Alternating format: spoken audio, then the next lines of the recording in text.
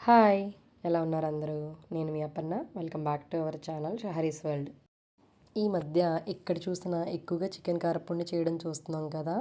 అసలు టేస్ట్ ఎలా ఉంటుందా అని తక్కువ క్వాంటిటీలో ఒక్కసారి ట్రై చేశాను. నిజంగా అనుకున్న దానికన్నా చాలా బా వచ్చింది.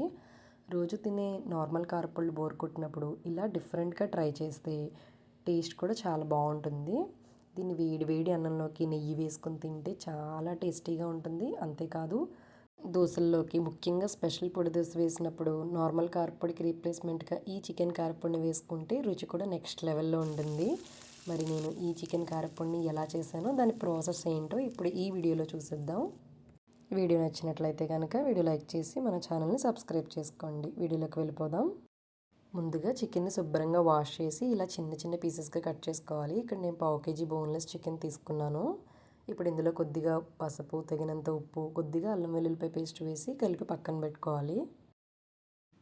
ఇప్పుడు ఈ కారప్పొడికి మసాలా ప్రిపేర్ చేసుకుందాం. స్టవ్ మీద ప్యాన్ పెట్టుకొని అందులో ధనియాలు, జీలకర్ర, ఒక 3, 4 ఎండుమిర్చి, ఒక 4, 5 లవంగాలు, ఒక 3 యాలకులు, ఒక చిన్న చెక్క, కొద్దిగా ఆయిల్ వేసుకొని ఫ్రై చేసుకోవాలి. ఇది మాడిపోకూడదండి. సిమ్లో పెట్టుకొని దోరగా వేయించుకోవాలి. ఇవి ఇలా వేగిన తర్వాత ఒక గుప్పెడు కరివేపాకు కూడా వేసుకోవాలి. కరివేపాకు తడి లేకుండా చూసుకోండి.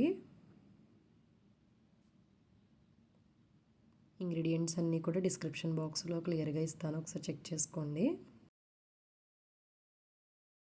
చూడండి, కరివేపాకుని ఇలా నలిపితే క్రంచీగా అవ్వాలి. అలా వేగితే సరిపోతుంది. ఇప్పుడు వీటిని చల్లారి పెట్టుకుందాము. ఈలోపు మ్యారినేట్ చేసి పెట్టుకున్న చికెన్ని ఫ్రై చేసుకుందాం. డీప్ ఫ్రైకి ఆయిల్ వేసుకోవాలి. మరీ ఎక్కువగా అవసరం లేదు, చికెన్ ములిగేలా వేసుకుంటే సరిపోతుంది.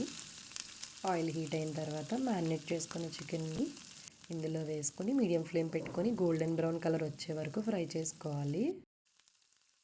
చూడండి, చికెన్ ఇలాగ మరీ ఎక్కువగా రెడ్గా అయిపోకూడదు, అలాగని మరీ లైట్ కలర్లో ఉండకూడదు. ఇక్కడ చూపిస్తున్నట్టుగా ఈ కలర్లో రావాలి. ఎందుకంటే కారప్పొడి కదా, మనకు కొంచెం క్రంచీగానే ఉండాలి, మెత్తగా ఉండకూడదు.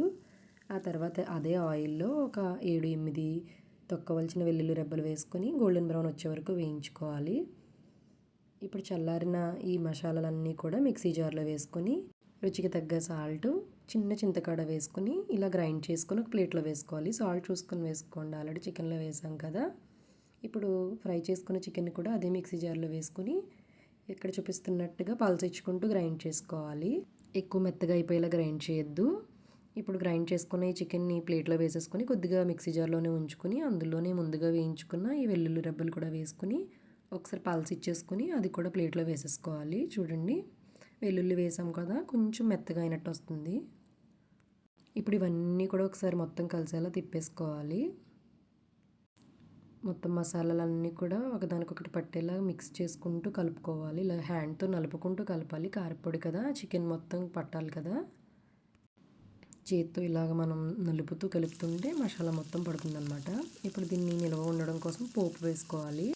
ఆల్రెడీ చికెన్ వేయించుకున్న ఆయిల్లోనే పొట్టు తీసిన 4, 5 వెల్లుల్లి రెబ్బలు వేసి గోల్డెన్ బ్రౌన్ వచ్చే వరకు వేయించుకోవాలి. ఆ తర్వాత ఒక గుప్పెడు కరివేపాకు వేసుకొని ఇవి రెండు కూడా ఒకసారి క్రిస్పీగా అయ్యే వరకు వేయించుకొని ఇప్పుడు ఇందులో కలిపి పెట్టుకున్న ఈ కారపొడి మొత్తం వేసేసుకోవాలి.